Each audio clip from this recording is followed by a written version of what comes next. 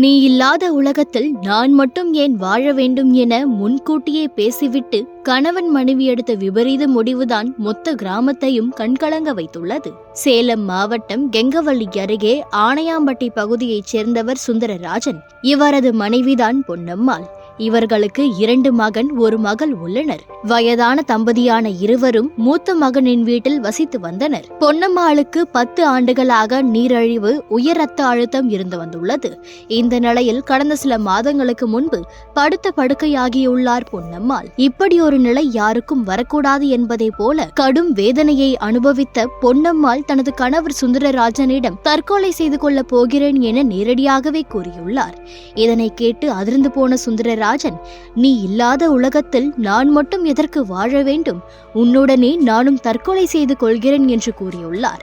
இதனை அடுத்து இருவரும் மனதை கல்லாக்கிக் கொண்டு அருகில் இருந்த தோட்டத்திற்கு சென்று அங்கிருந்த களைக்கொல்லி மருந்தை எடுத்து வந்துள்ளனர். பின்னர் வீட்டுக்குள் வைத்து மருந்தை குடித்து மயங்கி விழுந்துள்ளனர். நீண்ட நேரம் ஆகியும் சுந்தரராஜன் வீடு திறக்காததால் சந்தேகமடைந்த அக்கம் பக்கத்தினர் வீட்டிற்குள் சென்று பார்த்தபோது இருவரும் மயங்கி கிடந்துள்ளனர். இருவரையும் மீட்டு அருகில் உள்ள கெங்கவள்ளி அரசு மருத்துவமனைக்கு அனுப்பி வைத்தனர். இருவருக்கும் தீவிர சிகிச்சை அளிக்கப்பட்டு வந்த நிலையில் சிகிச்சை பலனின்றி பொன்னம்மாள் உயிரிழந்தார். அடுத்து சுந்தரராஜனையாவது காப்பாற்றி விடலாம் என மருத்துவர்கள் போராடிய நிலையில் அடுத்து அவரும் சிகிச்சை பலனளிக்காமல் பரிதாபமாக உயிரிழந்துள்ளார். மனமுடைந்து போன கணவன் மனைவி இருவரும் ஒரே நேரத்தில் உயிரிழந்த சம்பவம் அப்பகுதி மக்களிடையே பெரும் சோகத்தை ஏற்படுத்தியுள்ளது. தற்கொலை எதற்கும் தீர்வல்ல.